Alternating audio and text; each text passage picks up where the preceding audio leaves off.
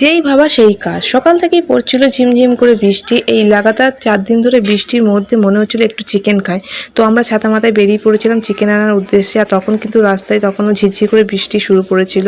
তো আমরা চলে এসেছিলাম মাংসের দোকানে। এখানে এসে দেখেছি একটি লম্বা লাইন। তো মোটামুটি লাইন বলতে তখন কমে গেছিলো আর একজন নিচ্ছিল। তো আমরা এখানে এসে দাঁড়িয়েছিলাম। তারপর আমি বললাম যে আমি একটু চিকেন নেবো, আমাকে দিয়ে দাও কাটা জায়গা থেকে, আমি তো গোটা নেবো না। তো বললো ঠিক আছে তোমাকে দিয়ে দিচ্ছি। তো আমাকে যে কাটা জায়গায় চিকেন দিয়ে দিচ্ছে আর বাড়িতে নিয়ে এসে রাখার পর ধুয়ে ম্যারিনেট করে রেখে দিয়েছি। আর এদিকে রসুন আর পেঁয়াজটাকে ছাড়িয়ে নিচ্ছি।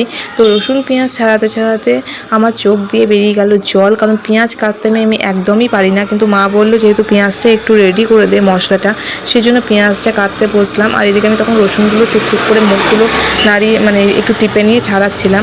তারপর আমি পেঁয়াজ আর রসুনটাকে ছাড়িয়ে নেওয়ার পর একটা পেস্ট তৈরি করে দিলাম।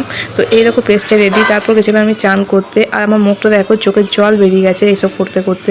চান টান করে আসার পর দেখছি মায়ের রান্না কমপ্লিট। এবার ভাত খাবো ঝাল ঝাল কষা কষা মাংস দিয়ে।